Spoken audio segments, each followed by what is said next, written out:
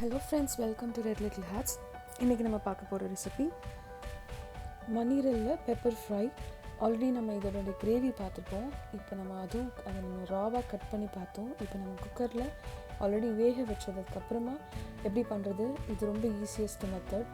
அது உங்களுக்கு கட் பண்ண வசதியாக இல்லாமல் இருந்தால் இதை ட்ரை பண்ணுங்கள். இப்போ நான் குக்கரில் 2 பீஸ் மணீரல் போட்டிருக்கேன், முழுசாக கட் பண்ணாமல்.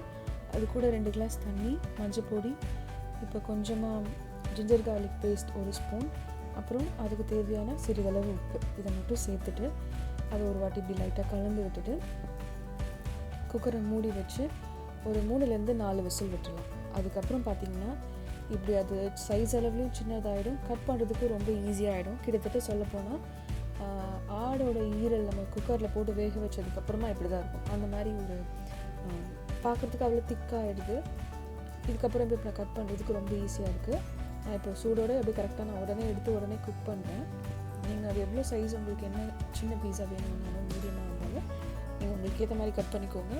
எல்லாத்தையும் நம்ம கட் பண்ணி வச்சதுக்கப்புறமா இதுக்கு தேவையான பொருட்கள் வந்து வெங்காயம், அதுக்கப்புறம் அந்த ஸ்பைசஸ் கொஞ்சம், அதுக்கப்புறம் கொத்தமல்லி, கருவேப்பிலை. ஃபஸ்ட் நம்ம இப்போ எண்ணெய் ஊற்றிக்கலாம். எண்ணெய் காய்ஞ்சதுக்கப்புறம் இதில் ஒரு துண்டு பட்டை, ஒரு 2 ஏலக்காய், ஒரு ஸ்டார் நீஸ், 2 கிராம்பு, 2 பிரியாணி இலை, கொஞ்சமாக சோம்பு, இதை போட்டு இதை வதக்கினதுக்கப்புறமா நறுக்கி வச்சுருக்கிற ஒரு வெங்காயம் நீல வாக்கில், உங்களுக்கு என்ன சின்னதாக வேணும்னா கூட நீங்கள் நறுக்கிக்கலாம். நான் நீல வாக்கில் போட்டிருக்கேன். இது நல்லா வதங்கட்டும். இது வதங்கினதுக்கப்புறமா இது மேலே ஒரு 2 பச்சை மிளகாய் கீரை சேர்த்துருக்கேன். அப்புறம் இந்த வெங்காயத்துக்கு தேவையான உப்பை அதை மேலே சேர்த்துருங்க. அப்புறம் அந்த எண்ணெயிலே போட வேண்டிய மஞ்சள் பொடி, நான் ஒரு 1/2 ஸ்பூன் மஞ்சள் பொடி போட்டிருக்கேன். நீங்கள் அதையும் சேர்த்து இதோடு சேர்ந்து கலந்து விட்டு அந்த மஞ்சள் பொடியோட வாசனை போகிற வரைக்கும், வெங்காயம் இன்னும் இந்த உப்பில் கிறிஸ்பியாக ஹாஃப் குக் ஆகிற வரைக்கும் வதக்கிட்டு இப்போ நம்ம நறுக்கி வச்சுருக்கிற மணீரலை வந்து அதில் சேர்த்துடலாம். இப்போ இது எல்லாத்தையும் சேர்ந்து மிக்ஸ் பண்ணிக்கோங்க. இதோட ப்ராசஸ் வந்து ரொம்ப சீக்கிரமாக முடிஞ்சிடும், ஏன்னா ஆல்ரெடி நம்ம வேக வச்சுட்டோம்.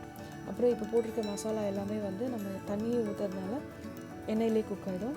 நான் ஒரு சின்ன ஸ்பூனில் ஒரு ஃபுல் ஸ்பூன் பெப்பர், அதுக்கப்புறம் அதில் ஒரு 1/2 ஸ்பூன், இது உங்கள் காரத்துக்கு ஏற்ற மாதிரி, இது வந்து ஜீரகத்தூள் 1 ஸ்பூன், அப்புறம் குழம்பு மிளகாய் தூள் நான் டேஸ்ட்டுக்கு ஏற்ற மாதிரி 1 ஸ்பூன் எக்ஸ்ட்ராவாக ஆட் பண்ணியிருக்கேன்.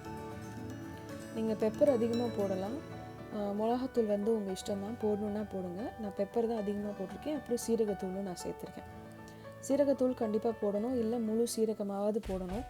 நான் இங்கே முழு சீரகத்துக்கு பதிலாக சீரகத்தூள் சேர்த்துட்டேன். இப்போ இது எல்லாத்தையும் ஒன்று சேர வதக்கி விட்டுட்டு அப்படியே அமைதியாக ஒரு 2-3 மினிட்ஸ் விட்டுருங்க. அப்புறம் இந்த ஈரல் மேலே செய்கிறதுக்காக உப்பு மறுபடியும் சேர்த்துக்கலாம். மறுபடியும் அதை கலந்து விட்டுட்டு அதோட ரா ஃப்ளேவர் போகிற வரைக்கும், இந்த மசாலா எல்லாம் அதில் இறங்குற வரைக்கும் நம்ம வெயிட் பண்ணுவோம். ஆல்மோஸ்ட் இது ஃபினிஷ் ஆகிடுச்சு. கடைசியாக இது ஒரு வாட்டி வதக்கி விட்டுக்கோங்க, அதாவது கிண்டி விட்டுக்கோங்க. இப்போ இதுக்கு மேலே நான் வந்து இங்கே காஞ்ச கருவேப்பிலை தான் வச்சுருக்கேன். உங்களுக்கு ஃப்ரெஷ்ஷான கருவேப்பிலை கிடைக்கும்னா நீங்கள் ஃப்ரெஷ்ஷான கருவேப்பிலையும் சேர்த்து அதை ஒரு வாட்டி அதோடு சேர்ந்து வறுபடம் வரைக்கும் வெயிட் பண்ணுங்கள். பாருங்கள், நம்மளோட மசாலா எல்லாமே குக் ஆகிடுச்சு. வெங்காயம் நல்லா கேரமலைஸ் ஆகி ரொம்ப கிறிஸ்பியாக ஆகிடுச்சு. அதோட டேஸ்ட் வந்து ரொம்ப நல்லா இருக்குது, ஸ்மெல் ரொம்ப க்ரேட்டாக இருக்குது. உங்களுக்கு இது வந்து பெப்பர் கிரேவி, அதனால் நம்ம பெப்பர் தான் அதிகமாக சேர்த்தோம். கண்டிப்பாக இது உங்களுக்கு பிடிச்சிருக்கும்னு நினைக்கிறேன். இதை நீங்கள் ஒரு குருமாவோடையோ இல்லை சாம்பாரோடையோ இல்லை வெறும் ரசத்தோடு கூட நீங்கள் சாப்பிடலாம். ப்ரெக்னெண்ட்டாக இருக்கிறவங்க இல்லை இப்போ தான் குழந்தை பார்த்தீங்கன்னா நீங்கள் இதை கண்டிப்பாக செஞ்சு சாப்பிடுங்க. உங்களுக்கு ரத்தம் வந்து வேகமாக உங்கள் உடம்புல ஏறணும்னா இது ஒன்று தான் பெஸ்ட் ரெசிபி. இதுக்கு மேலே ஃபைனலாக கொத்தமல்லியை போட்டு சர்வ் பண்ணிடலாம். இந்த மாதிரி ஒரு யூஸ்ஃபுல்லான ஒரு வீடியோஸோட மறுபடியும் சந்திக்கிறேன்.